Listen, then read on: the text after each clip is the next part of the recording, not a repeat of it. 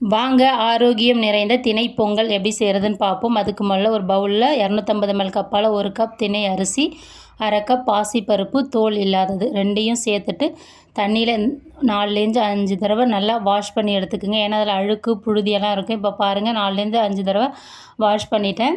இப்போ மூடி போட்டு ஒரு 1/2 மணி நேரம் ஊற வச்சுக்கிறேங்க. இப்போ 1/2 மணி நேரம் ஆயிடுச்சு. நல்லா ஊறி வந்திருக்குங்க அரிசியும் பாசிப்பருப்பும். இப்போ வாங்க அடுப்பு ஆன் பண்ணிவிட்டு அடுப்பில் வந்து குண்டில் தாங்க நான் செய்ய போகிறேன். நீங்கள் எந்த வித பாத்திரத்தில் வேணாலும் செஞ்சுக்கலாங்க. நான் குக்கர் அன்றைக்கி பயன்படுத்தலை. நான் அரிசி ஊற வச்ச தண்ணி 1 கப்பு, நார்மல் தண்ணி 5 கப், மொத்தம் 6 கப் தண்ணி வச்சுருக்கேங்க 1/2 கப்புக்கு. அது கூட மஞ்சத்தூள் 1 டீஸ்பூன் ஆட் பண்ணிக்கிறேன். சுவைக்கேற்ப உப்பு ஆட் பண்ணிவிட்டு நல்லா மிக்ஸ் பண்ணிக்கிங்க. மிக்ஸ் பண்ணிவிட்டு ஒரு மூடி போட்டு மூடி வச்சுக்கிங்க. அது பொங்கி வர வரையும் மூடிக்குள்ளே வேகட்டும். பொங்கி வந்ததுக்கப்புறம் நம்ம மூடி எடுத்துடலாம். இப்போ பாருங்கள் நல்லா பொங்கி வர ஆரம்பிச்சிருச்சு. இப்போ நம்ம மூடி எடுத்துகிட்டு ஒரு கிளறி கொடுத்துக்கலாங்க. இதே மாதிரி அடுப்பை சிம்மில் வச்சு ஒரு 30 நிமிஷம் வேக வச்சிங்கன்னா உங்களுக்கு சூப்பரான சுவையான பொங்கல் வந்து தயாராகிடுங்க. இப்போ பாருங்கள் 30 நிமிஷம் ஆகிடுச்சு. நல்லா குலைவாக வெந்து வந்திருக்கு பார்த்தீங்களா.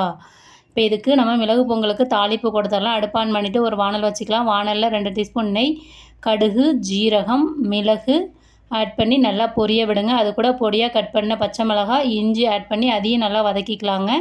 அது வதங்கின பிறகு அது கூட பெருங்காயத்தூள், கருவேப்பிலை இலைகள் ஆட் பண்ணி அதையும் நல்லா பொரிய விட்டுக்கலாங்க. 10 முந்திரி பருப்பு ஆட் பண்ணிக்கிங்க. ஆட் பண்ணிவிட்டு நல்லா பொரிய விட்டுக்குங்க. பொரிய விட்ட பிறகு நம்ம ரெடி பண்ணி வச்சுருக்கிற திணை மிளகு பொங்கலில் இதை ஆட் பண்ணிக்கலாங்க. இந்த தாளிப்பை ஆட் பண்ணிவிட்டு மிக்ஸ் பண்ணோன்னா சூப்பரான சுவையான ஹெல்த்தியான ஆரோக்கியமான திணை மிளகு பொங்கல் வந்து தயாராகிடுச்சிங்க. Thank you very much.